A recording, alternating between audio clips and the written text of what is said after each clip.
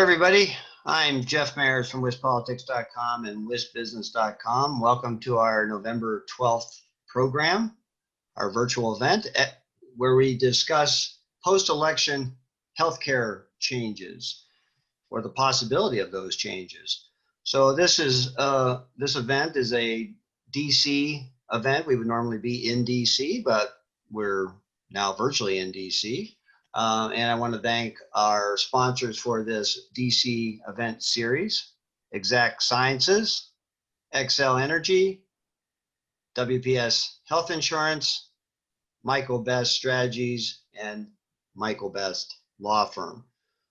So the format for today is I have a great panel of experts here, which I'll introduce soon, and then I will ask questions of them. And then we'll ask questions from you, the audience, that have been submitted in advance, or you can use the Q&A function at the bottom of the webinar screen to ask a question. I also want to tell you about a December 3 event, that virtual event that we have scheduled. That's on the hurdles that local governments in Wisconsin will have putting their budgets together because of the pandemic. So that's on December 3, and you can find out information on that and other events at WisPolitics.com. So we're going to get started today. This will last about an hour, and I want to introduce our panel. So we have Wisconsin Deputy Insurance Commissioner Nathan Houdek, Professor Christine Durrance of UW-Madison's Follette School of Public Affairs, Professor Daniel Sem of Concordia University in Mequon. He's out with a new book, Purple Solutions: A Bipartisan Roadmap to Better Healthcare in America. And Bill Hoagland, he's Senior Vice President at the Bipartisan Policy Center and a former CIGNA executive. Welcome, everybody. Thank you. So let me just start with you, Christine, Professor Durrance. You know, this week, the reason we have this scheduled for today is the Supreme Court had oral arguments on the Affordable Care Act on Tuesday. I think the takeaway, certainly the media takeaway, was, well, it looks like the justices, the conservative court, does not want to discard the entire Affordable Care Act. But please tell me what your view of it was. Thanks so much for having me, Jeff. I'm excited to be here today to talk about this important topic and the important hearings on Tuesday. I listened with eagerness to the Supreme Court hear oral arguments in the case against the ACA and the individual mandate on Tuesday. My thoughts are that we have reason to believe that a majority of the Supreme Court justices have some skepticism about the arguments that Texas and the other states that are arguing against the individual mandate have. Just to kind of remind our viewers, the questions that the Supreme Court is being asked to take a look at is to consider whether or not these states actually have standing to bring this suit.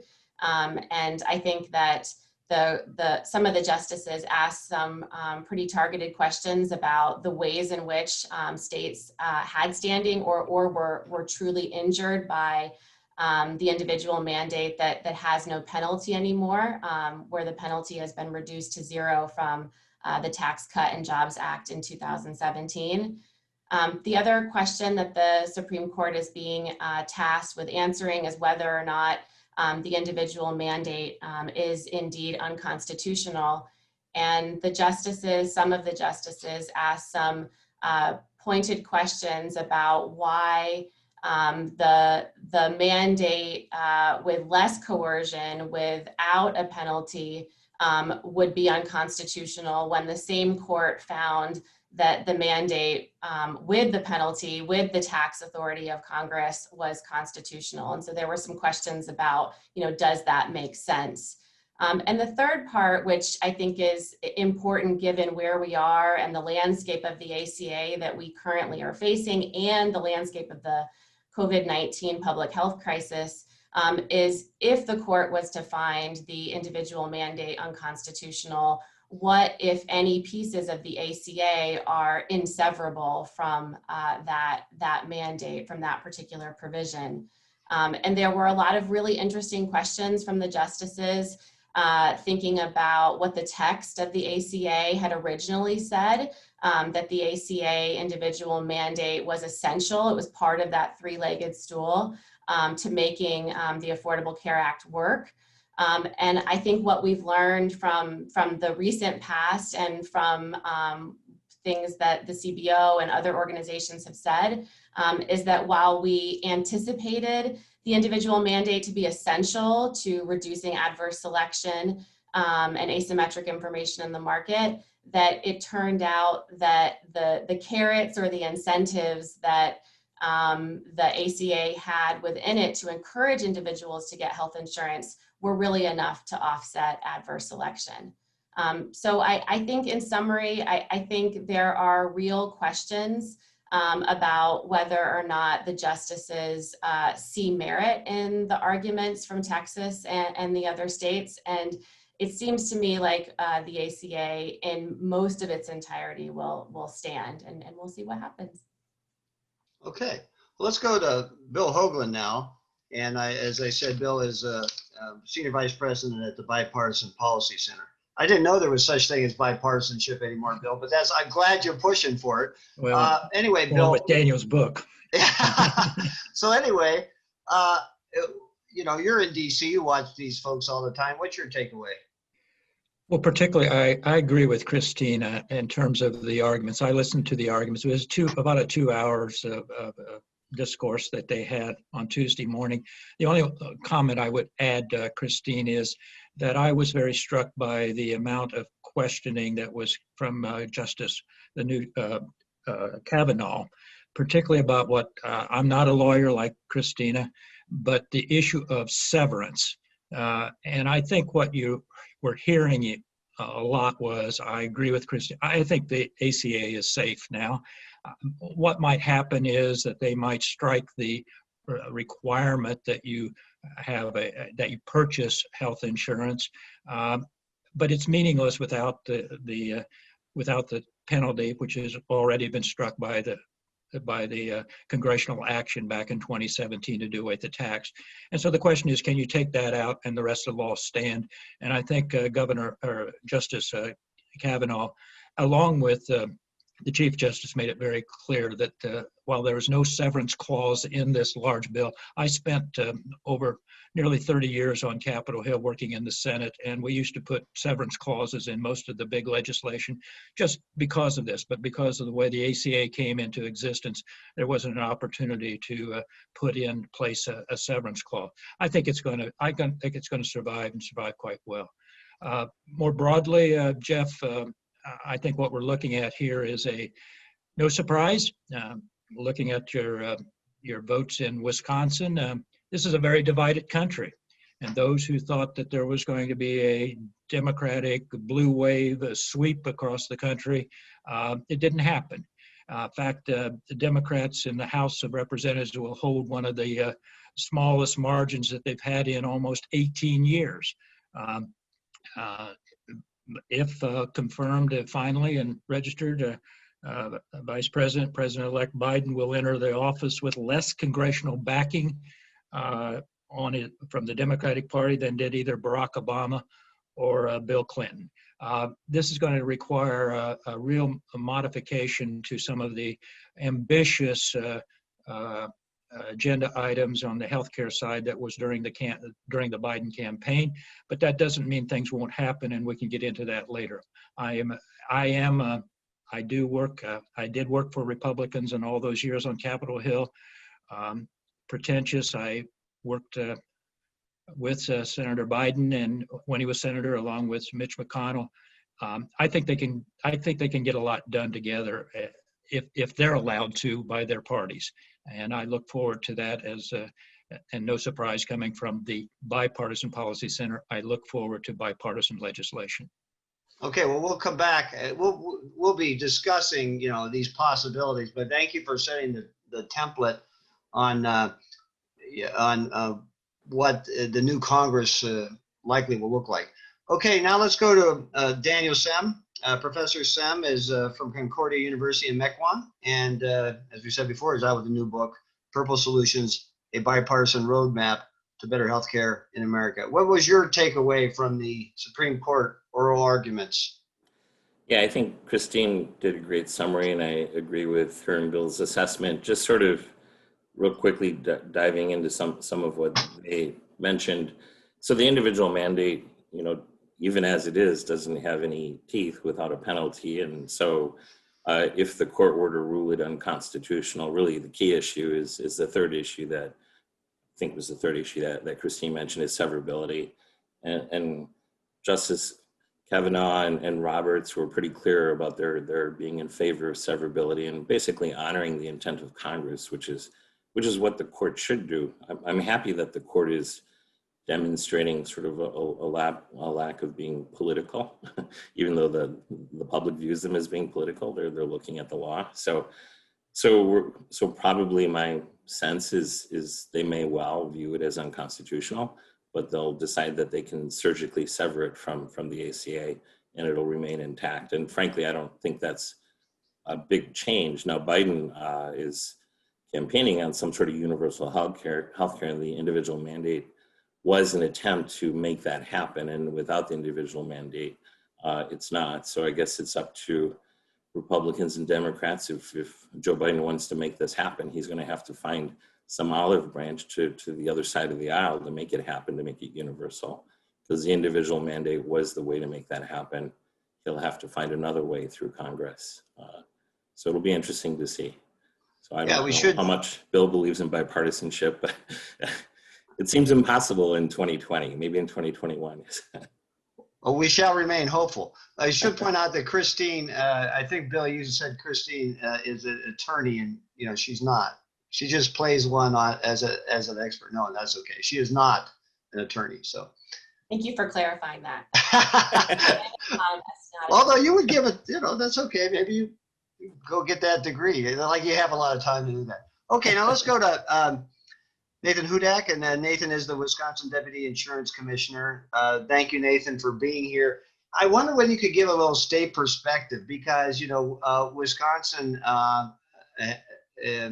has a lot of people who are subscribed to the ACA and depend upon the ACA. So, from a state perspective, what were you watching for? I want to echo, what the other panelists said. I think I had the same takeaways that it sounded like everyone else did, especially with remarks and questions from Justices Kavanaugh and Roberts. And I think they're also, obviously it's a legal consideration, but they're also aware of the broader societal and economic impact of these decisions. And, the ACA was signed into law 10 years ago. The major elements of the ACA, Medicaid expansion, the marketplace exchanges, they've been in place now for 6 years. The ACA is really, it's really fully integrated into our healthcare system now, and it touches almost every American across the country. And I'm sure that has to be in their mind as they're thinking about this and making these deliberations. Here in Wisconsin, we have, looking just at the commercial insurance market, you'd have about 1 million people that would be directly impacted by the loss of subsidies, consumer protections, the medical loss ratio requirements. That's a significant portion of our population, obviously, that would be dramatically impacted, not even taking into consideration those who would be impacted if they didn't have the pre-existing condition protections anymore.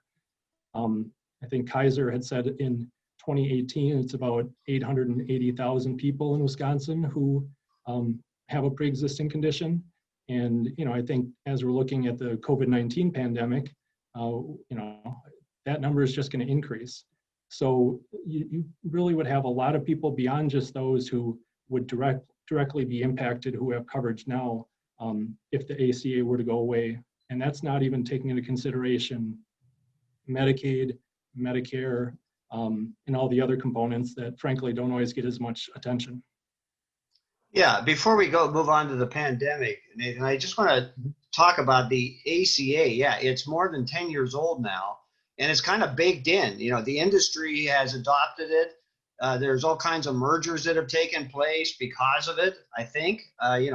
Tell me if I'm wrong on this. And so, and certainly the whole pre-existing condition item has, along with the your kid can stay on your health care until they're 26. I mean, this is really, it's hard to imagine sort of like throwing it into reverse right away, isn't it, Bill? It's very difficult after 10 years. And as you say, it's pretty well established out there. It doesn't mean that there can't be improvements made to it. And I think that's exactly where we should expect if there is to be any changes made. But no, you're absolutely correct. Once something is established, I think it would be a disaster.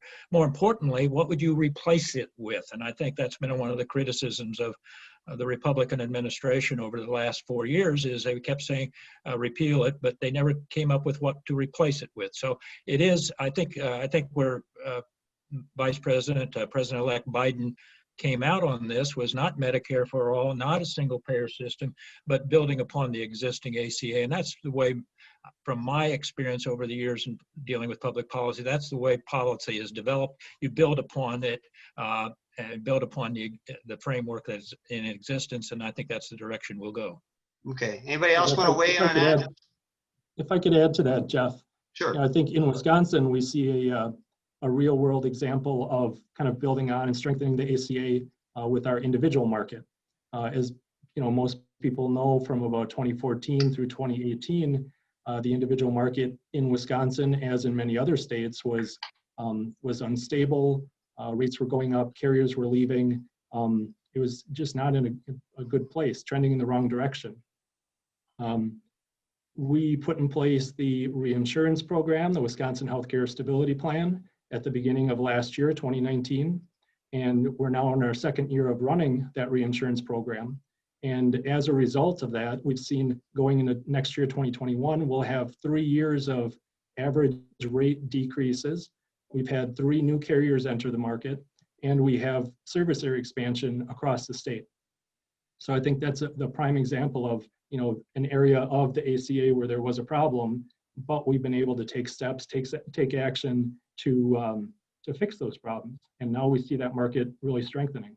Yeah, and there's a fairly competitive, I think Wisconsin has a fairly competitive insurance market, so that certainly helped. The states where there's isn't such a robust insurance market, I think it gets a little trickier. But let me just now stay with you, Nathan. Okay, hanging over all of this, of course, is the pandemic.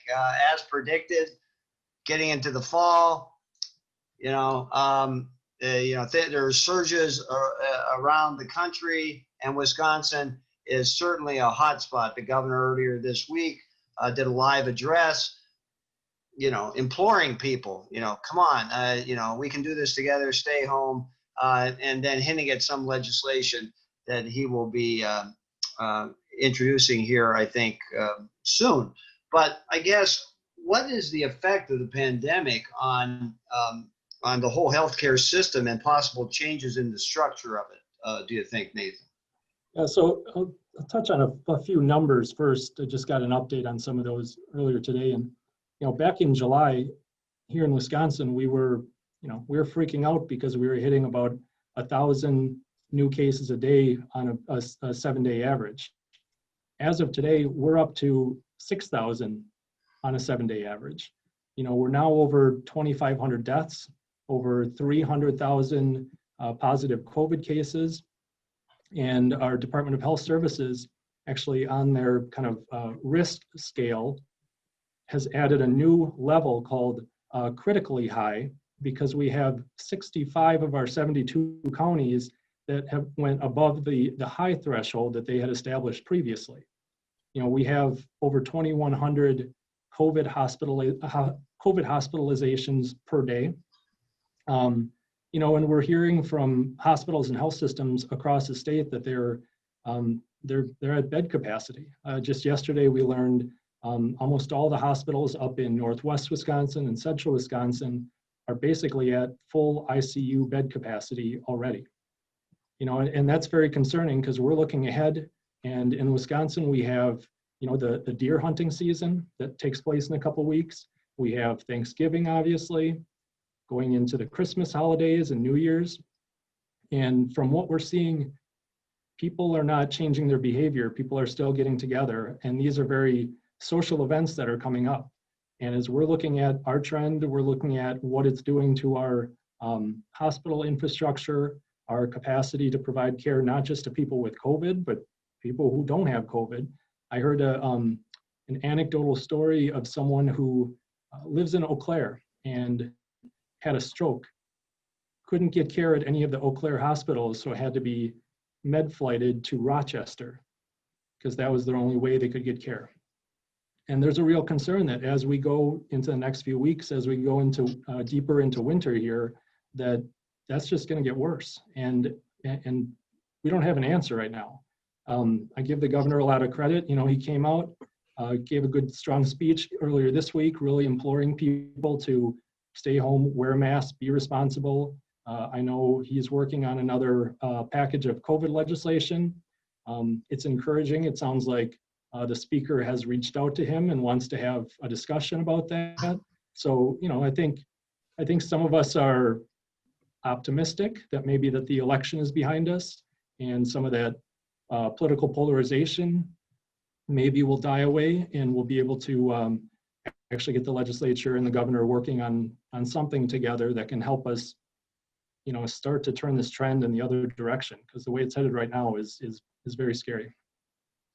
So, Daniel, when you're in a crisis, sometimes it's really hard to think about what the silver lining is, about what can happen rebounding from a crisis. But I'm wondering, do you see some sort of things that might improve as a result of this whole pandemic that we're going through?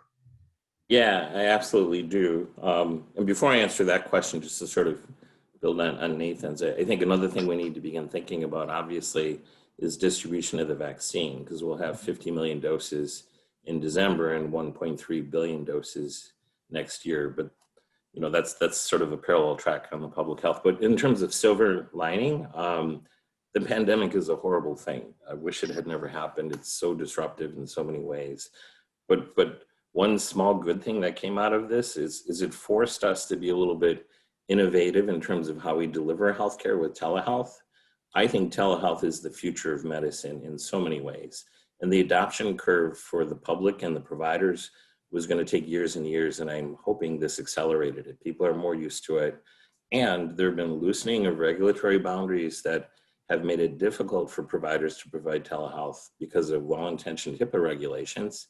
But now you can get health by Zoom or talking to your doctor, and you can get it across state lines. So I think the future of healthcare requires some sort of disruption, not a pandemic. That's not what I want, but it required a disruption.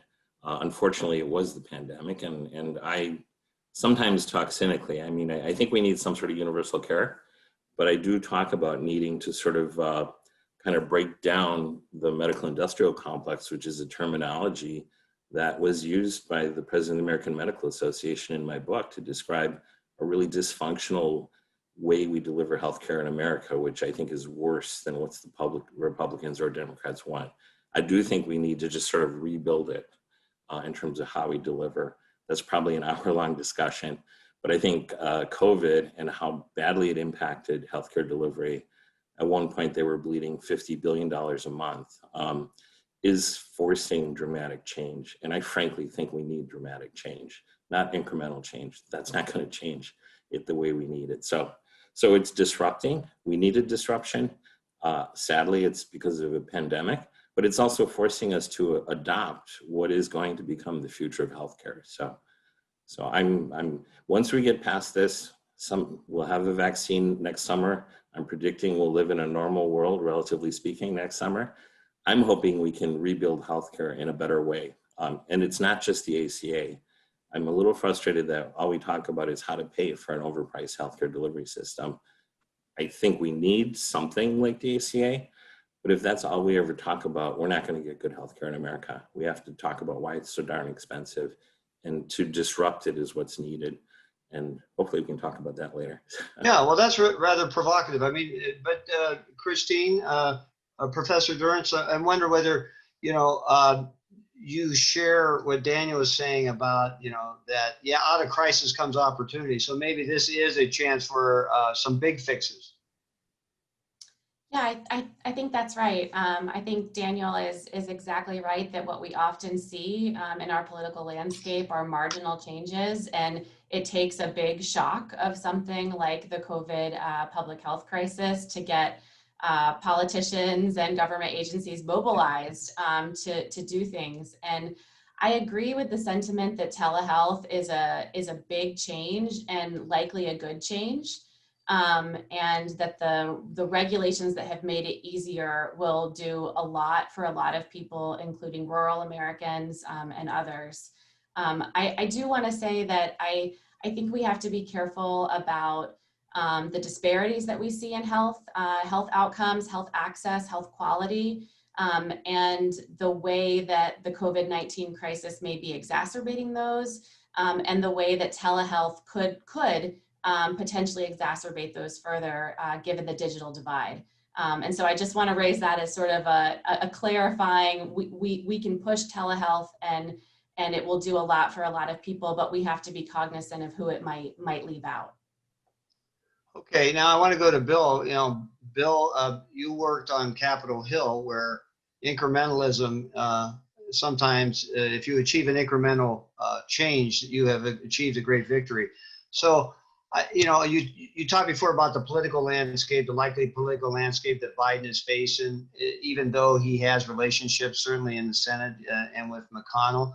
But, I've read analysis that says, well, the public option isn't going to happen because, if you have a Republican Senate or you have a really sharply divided Senate, how can you do a public option? Well, sure. Let me make one quick comment about Daniel and Christine. I agree totally on the digital health and telehealth, but also I want to highlight what Christine highlighted, and that is, while there are good things that come out of this unfortunate crisis we're in, it does highlight the short changes on equity and the distribution of healthcare out there. Plus, also, I would say that it's also highlighted the need for a focus on public health infrastructure at the state and local levels. And I think that is now front and center. As it relates to your question, Jeff, in terms of the public option, I don't know how this is going to turn out. Obviously, a lot of this is predicated upon what happens right now in Georgia on January the 6th, I believe it is, on the run out, which could make a 50-50 United States Senate with the Vice President at that particular point, the Vice President elect Harris sitting in the chair, and so there would be control.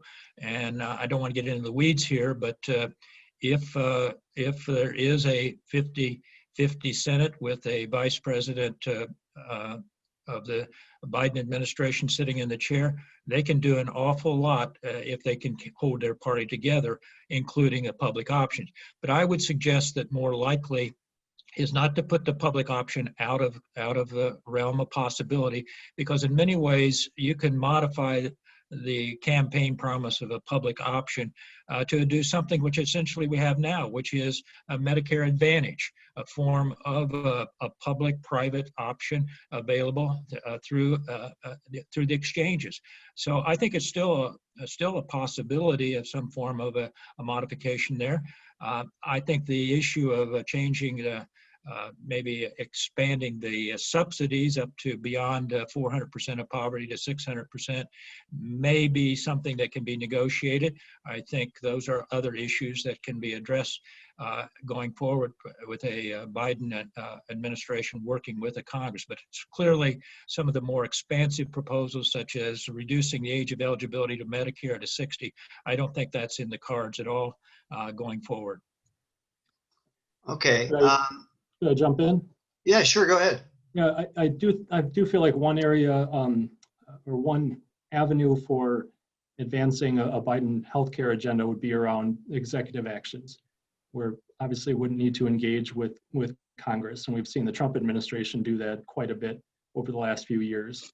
You look at things like the length of short-term limited duration plans, that had been 3 months under Obama. Trump extended those out to 36 months. You look at, allowing for more special enrollment periods for the marketplace, potentially not allowing the continuation of grandfathered or transitional plans, having those lives join the ACA risk pool, maybe rolling back some of the Medicaid work requirements, putting more money into healthcare outreach, the navigators, the enrollment assistants. There are a number of things. They're not, as Bill was saying, they're not the big bold things, but there still are a number of things that President-elect Biden could advance without having to engage with Congress. Well, yeah, those are good points. I want to remind the audience, some of you submitted questions in advance, and I have some of those questions, but if you have questions that have occurred to you now that you're watching the program, you can use the Q&A function at the bottom of the screen there and type in your question. So please keep it respectful in a question, and I'll try to relay it. I want to stay with you, Nathan, too. Yeah, you're in Wisconsin, but you know what's going on with a lot of the states. What kind of state reforms or state changes do you think that the feds, that aren't so politically charged, that the feds, Congress, and the Biden administration take and elevate? That's a good question, and a couple of things we're seeing in terms of interest among insurance departments across the country. One is what I touched on earlier, state-run reinsurance programs.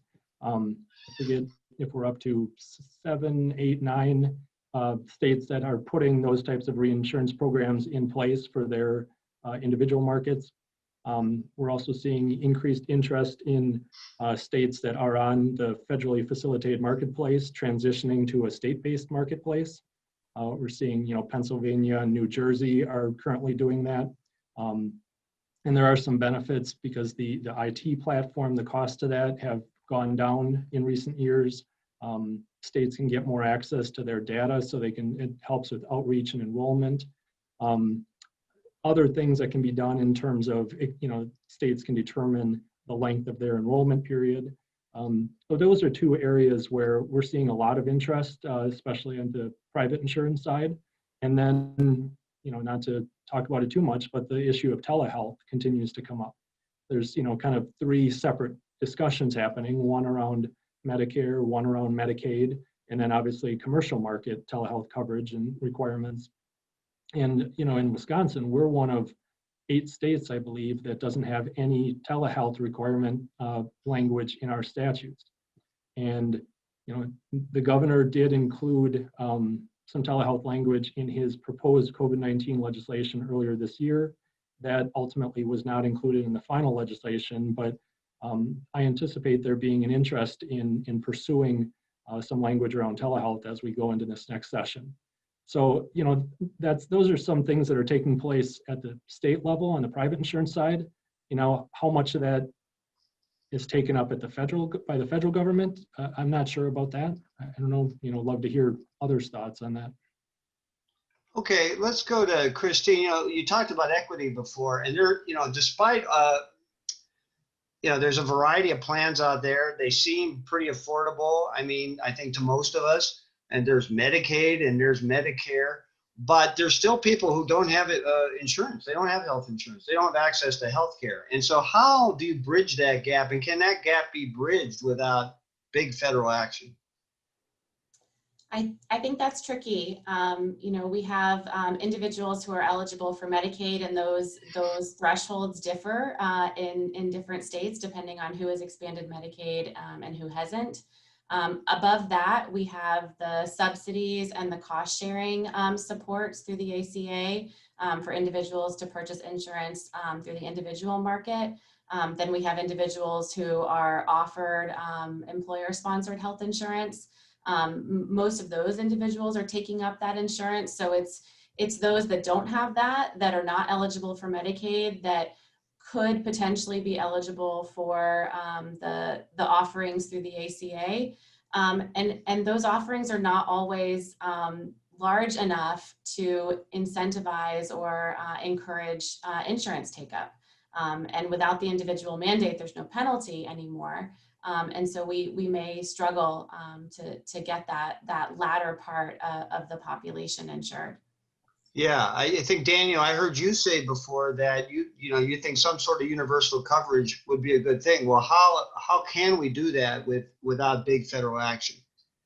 Yeah, that's a good question. And really, I think that's the meat of what Joe Biden is proposing in terms of healthcare reform is universality. So the trick is how to achieve that. So I think if we had some sort of universal coverage, some version of the bronze plan in ACA, if you look at, say, the bronze plan, the premiums are too expensive and the deductible and the copay is not affordable for the average American. So, all right, so hopefully he'll be able to reform that in some sort of way. But David Goldhill, who wrote a book called Catastrophic Care, makes a case that I'm trying to make, which is we shouldn't be using insurance. We should be using direct primary care. We should have HSA accounts. And if you want, people above a certain poverty level could get vouchers of money that goes into the HSA. Because a strong case can be made that is, if you're using direct primary care, for example, you can get 24/7 access to a physician for $100 a month. That's $1,200 a year. That's less than one emergency room visit. So Goldhill makes a strong financial argument and that healthcare would be more accessible and affordable to all if we were not using insurance the way we use it now. So in other words, to use insurance for more catastrophic things. So if you look by analogy with your car, you don't use insurance to pay for a new carburetor or a battery, but when it's totaled, you use insurance then. So the dysfunctions in the healthcare delivery system lead to inflated prices due to the large infrastructure at hospitals and a sort of dysfunctional arguing between prices between the provider and the reimburser, whoever that is, insurance company. If you bypass all of that, everybody knows if you have medicines and you use your insurance, like my family, we pay $150 through our insurance, but if we use GoodRx, it's $20. Same thing with doctor visits. If you go to the doctor with your insurance, you pay $200 unless it's a preventative, which is free, which is good. But if you were to use direct primary care, it'd be $50. So the point is, we can provide universal care by being more creative in how we use HSAs, and the Trump administration have put forward an executive action to force price transparency. So you know upfront how much things are going to cost. That is really difficult for providers to figure out how to do, which is crazy. So, if I'm going to go in to visit a doctor, I would like to know if I'm going to get a bill for $2,000 a month later, because for a lot of people that could push them into bankruptcy. So to create a functioning marketplace, which is a Republican concept, but price transparency should be embraced by both and have a universal plan. So that in my mind is the bipartisan solution. And Walmart is rolling out direct primary care facilities. Walmarts are everywhere across the country. If you could get a doctor visit for $50 and an MRI for $300 at Walmart, and say the government provided some sort of voucher like food stamps for people that couldn't afford it or were at a certain level above poverty, that would be a way to use the marketplace to provide primary care to everybody. And then to have a universal government plan that protected you if you have cancer or something really expensive and catastrophic.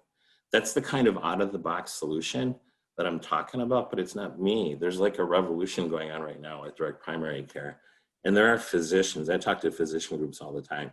They are so frustrated with the way their job is functioned right now. They would love to be sort of independent of this big bureaucracy and have more time with patients and give better care.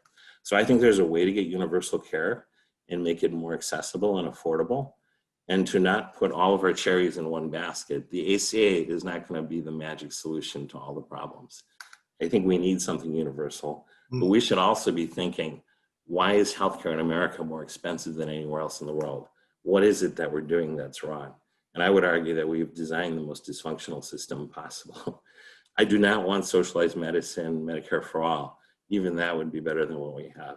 What I want is free and functioning markets with empowered patients and physicians, supplemented with a safety net. So that kind of out-of-the-box solution could happen organically. So Biden is going to work on getting something universal. I'm going to predict it's going to be a little more expensive than it should be.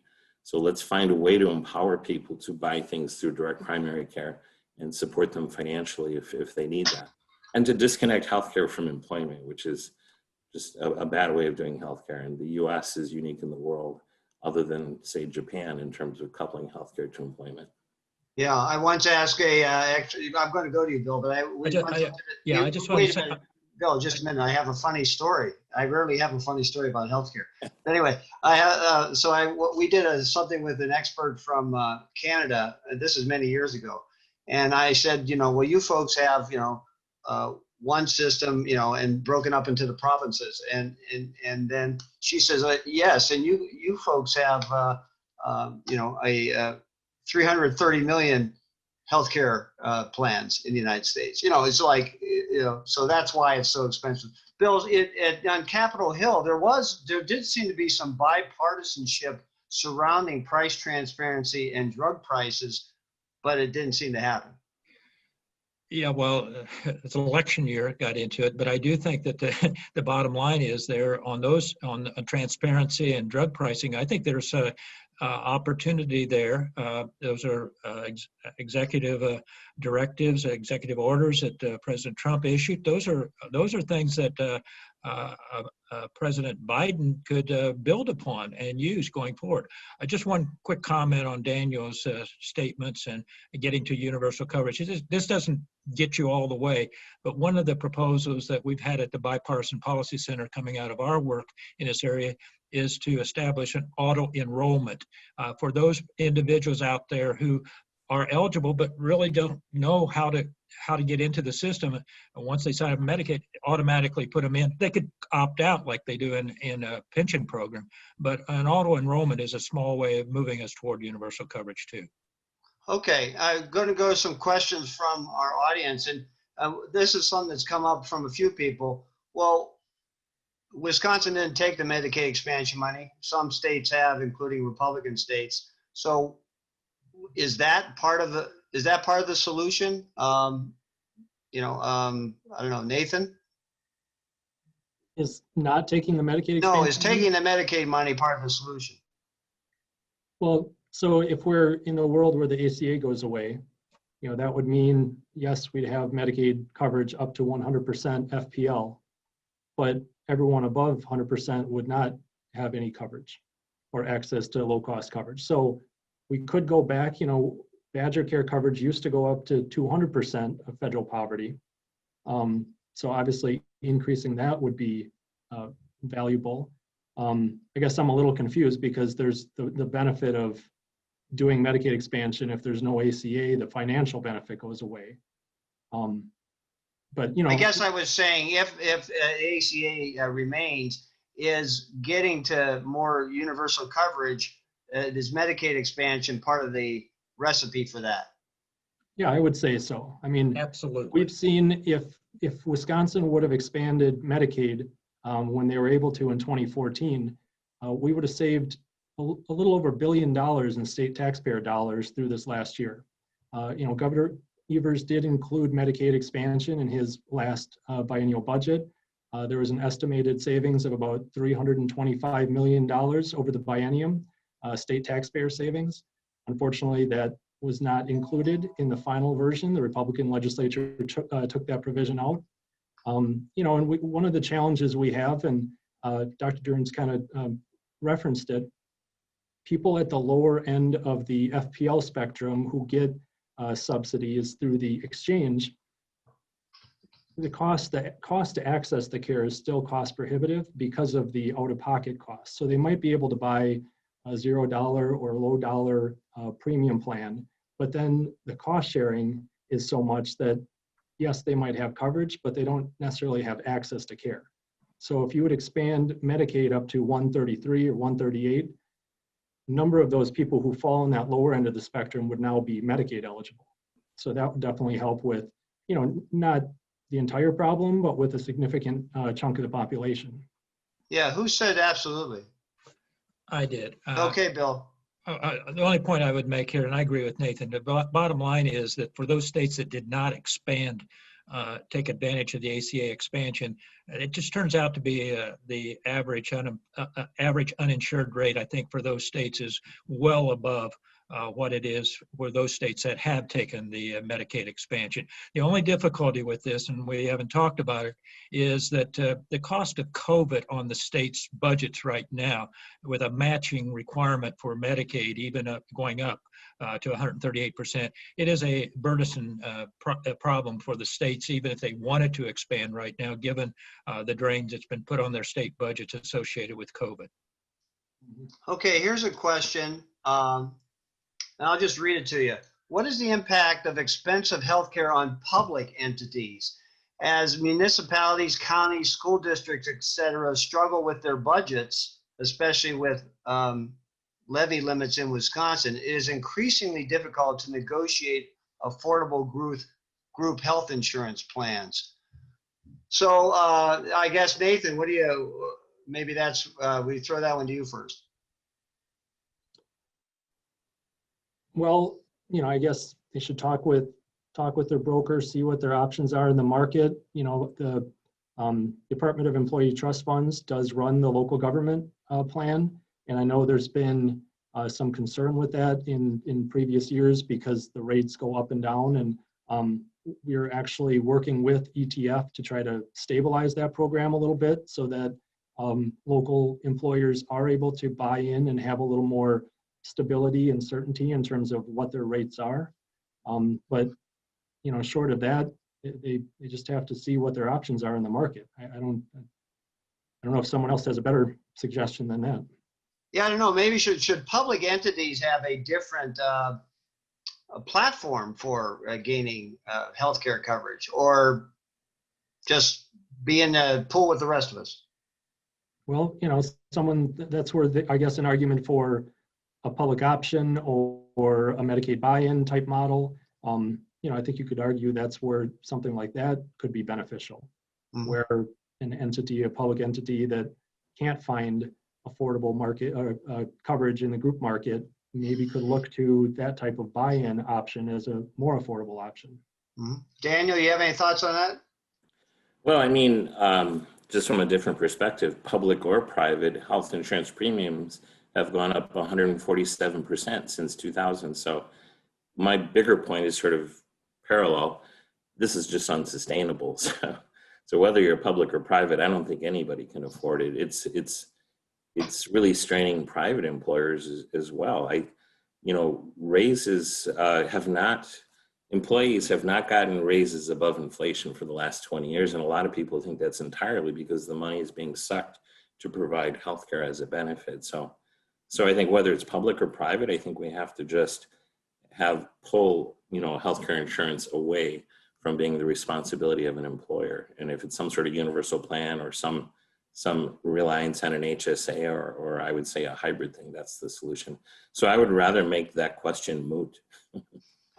Hey, Jeff, could I ask, and maybe Nathan can answer, the little operation we have here called the Bipartisan Policy Center, about 100 staff. We are in our open enrollment right now, and I've been worried about this. We are looking at a 17% increase in our premiums next year. And I don't know that we're unique. I wonder if you're seeing the similar kind of situation in the premiums for 2021, and a lot of this, I presume, is a result of COVID. I haven't talked to our staff to specifically get those numbers. I will say I've heard some anecdotal stories like that. But I don't have anything where I can speak to, what we're seeing across the state or across the country. I guess the only reason I raise it is, Jeff, that this issue of cost is going to come back onto the front burner pretty quickly next year, I think. And that's going to have an impact upon all these discussions about healthcare and policy going forward. Okay, what you're saying, Bill, is that the pandemic is going to lead insurers to raise costs because their costs are going to increase. That's my expectation, but Nathan will know better. Yeah, what I was going to say is, I think you'll see insurance rates go up, not because the insurers are necessarily just raising their rates, but because the providers and the underlying cost of care is going to increase. And I think that will be largely driven, especially as we go into next year, as providers, hospitals, health systems are looking to make up for lost revenue from the lack of elective procedures they had this year. So far, we haven't been seeing that across the board. Like in the individual market, in the state employee group market, we haven't seen a dramatic increase going into next year, but there is an expectation that at some point, the providers are going to want to recoup what they've lost over the last few months, and that will be reflected in insurance rates going forward. So maybe this is maybe a question for you, Nathan, or others. People that I had talked to 2 months ago were saying COVID was actually financially pretty good for the insurance companies because people weren't going to the hospital and having things done. So it's been a strain on the providers, but the insurance companies are flush with money. But I don't know if that's changed in the last 2 months, but I don't know if they're hurting financially because of COVID. No, I think this year insurers have not been hit because there haven't been as many claims because elective procedures have been down. And that's actually true in the property and casualty space too, where you see a lot of auto insurers who are giving rebates, especially in the first 3 months of the pandemic because people weren't driving. And in the health insurance space, you are seeing a number of insurers actually giving rebates, premium reduction, premium holiday, waiving cost sharing for a period of time. And a lot of that is being done because they are, they're bringing in premiums, but they're not spending, and they do have to meet their medical loss ratio requirements for the year. Christine, do you have it seems like our system just gets more and more complicated. Introduce a pandemic and it's like, oh boy. Which thing do you want me to respond to? Yeah, I was going to say because it's like the cost factor. I mean, it seems to, as Bill says, it's going to drive everything. And now you introduce a pandemic and the costs are going to go up. So it's like, how do we stem that tide? Because as Daniel said, it's unsustainable. I mean, the cost, so it's not just the losses that the providers have felt from the loss in elective procedures, et cetera.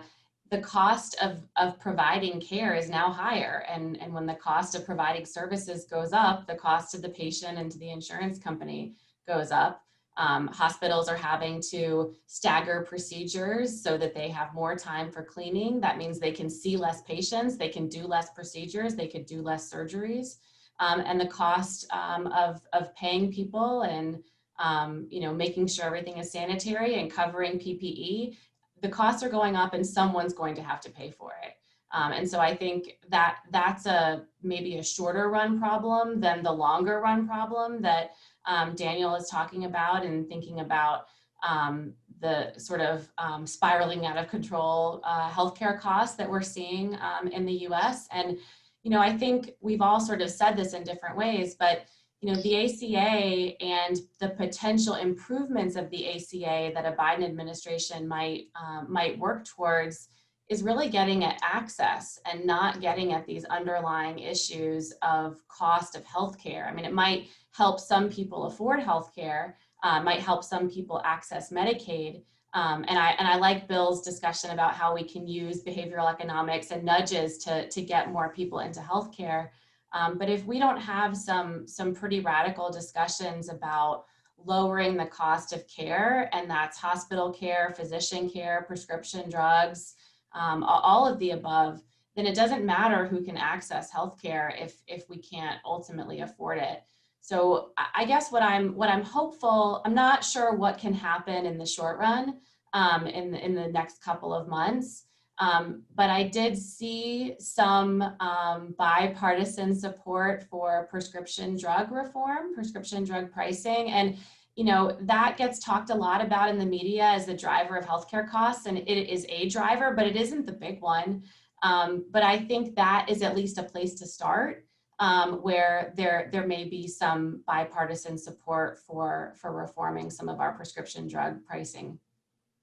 Okay, here's an audience question. We're getting close on time, but maybe I'm not sure who would want to answer this, but public opinion surveys show that most Americans incorrectly think Medicare pays for long-term care. It does not. But should it? Should Congress have Medicare paying for long-term care? Bill? I'm a budgeteer. I spent my career worried, thinking deficits matter. Yes, if we can afford it, might be a good idea. But you're absolutely correct. It's unfortunate that most people think that somehow their long-term care is going to be covered by Medicare. And I think this is an educational thing that we have to work on as much as anything. But I'm not there yet on Medicare itself having to cover long-term care. I think Medicaid does, unfortunately, if you spend down your resources. So we do have that safety net. Unfortunately, it's you have to spend down to get into the Medicaid program. Yes, I think a lot of families have experienced the knowledge of that one. Okay, we're running out of time here, and this is a terrible. Oh, Nathan, go ahead. Yeah, one more thing on the long-term care. I mean, I definitely think there's a need to figure out how we pay for long-term care through Medicare, Medicaid, whatever public program.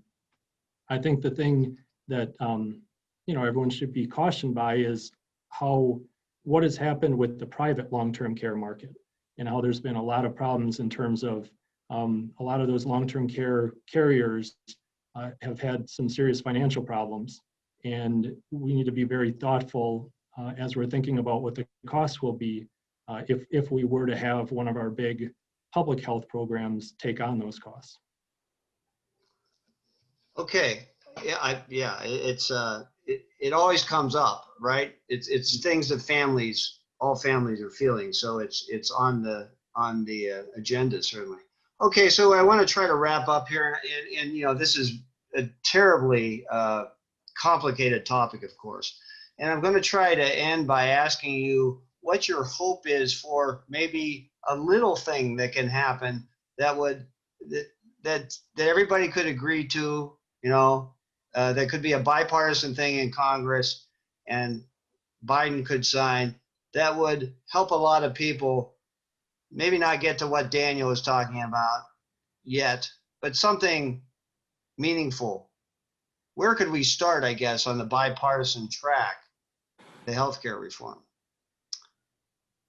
Who wants to take the first stab at that? I can Go give ahead, it a shot, since I'm the unrealistic idealist. Yeah. But I don't think I need Republicans and Democrats to like each other. Well, first off, Biden campaigned on being a president for all Americans, and that includes the 50% that didn't vote for him. And Trump had some good ideas, so I'm hoping he doesn't repeal what were some of the good ideas. The forced transparency, the ONC CARES Act that empowers us to have more control of our medical records so we can shop. So I hope that he really does be a president for all and allow transparency, markets, and competition, because then I think he's more likely to get Mitch McConnell to compromise on something that gets him some version of universality. So as long as the Biden administration doesn't undo some of the good things that Trump had introduced, and maybe he will be in a position to get some version of universality. Even if it's expensive, in my vision, insurance should be used as a safety net, and we should be able to pay cash for things. And you're going to be able to get healthcare at Walmart or by telehealth in a very affordable way, for a couple $1,000s a year. So I think we could just fall into this as long as Biden doesn't undo the good things from Trump and the Republicans are willing to give him some version of universality. Okay, Professor Durrance at the La Follette School, what sort of little thing might get us down the track? I'm not sure little things are going to do the kind of big things that you're asking, but I think I might have sort of answered this question before when I said something about prescription drugs, and I think this might be a little bit about what Daniel's referring to. President Trump issued a series of executive orders that were designed to lower the cost of prescription drugs. One was targeted to importing drugs. One was targeted to the cost of insulin for some beneficiaries. And I think that's a place where politicians on both sides of the aisle can potentially make some traction. The other area where there's been some support on both sides is this prohibition of surprise billing. And we didn't talk about that. It's a small thing, but it's a big thing for consumers, and could potentially be a place where we could start making some agreements, and moving forward and building trust in each other. Okay, Nathan, at the state level, or what your hopes for Congress is, what sort of, and thank you, Christine, they're not little things. What starter things could the body politic work on that would help get us down the track of making things better? I think there are three, and one Professor Durrance touched on it, the surprise medical bill. I mean, there was a lot of interest around that issue in Congress last year. Very disappointing they didn't get it done, but it's something that really needs to be addressed. Second, prescription drug issues. I think some of the patent law abuses, and how those laws are abused in a way where they prevent generic drugs from coming into the market for many, many years later than they should. And the third would be to just strengthen the ACA marketplace. I think there's been so many efforts over the last 6 years to undermine the marketplace in so many different ways that if we actually just started to think about how do we strengthen it and build upon what's there, we could see a lot of positive results. All right, thanks, Nathan. Okay, Bill, you get the last word on where the divided Congress can start to agree on things. What are there some good? Well, I think Christine and Nathan had touched upon one that I was going to mention. That's surprise billing. That's something that should be able to predict, and something that was mentioned a little bit earlier, but I want to expand upon it. And that is under the current disaster declaration of the emergency we're in, we did some expansion of benefits for telehealth. I would like to see the extension of those. I think you could get bipartisan support for extension of those reimbursement rates for telehealth services, and then the other one I mentioned much earlier, I think there is would be support for some form of auto enrollment on a bipartisan basis. So there'd be three quick, simple things. But most importantly, restoring trust in our public health system would be a good start. All right. Well, I want to thank you all. You have left me hopeful. So I wasn't sure I was going to be hopeful coming into this, but I am hopeful. So I want to thank Wisconsin Deputy Insurance Commissioner Nathan Houdek, Professor Christine Durrance of the UW-Madison's Follette School of Public Affairs, Professor Daniel Sem of Concordia University in Mequon, and let's not forget the new book, Purple Solutions, and Bill Hoagland. He's Senior Vice President, Bipartisan Policy Center in Washington, D.C. I want to thank you all. It was great discussion, and we'll come back at these issues another time for sure. I want to thank our sponsors. Certainly made this this event and our DC series of events possible. Michael Best and Michael Best Strategies, WPS Health Insurance, Excel Energy, and Exact Sciences. I want to remind you that we also have a virtual event coming up on December 3rd about the difficulties local governments are having in putting together their budgets in this pandemic. You can find out more details about that and other things at wispolitics.com. So I want to, again, thank our panelists. Thank you, audience. And we'll see you soon. This is Jeff Mayers from wispolitics.com signing off.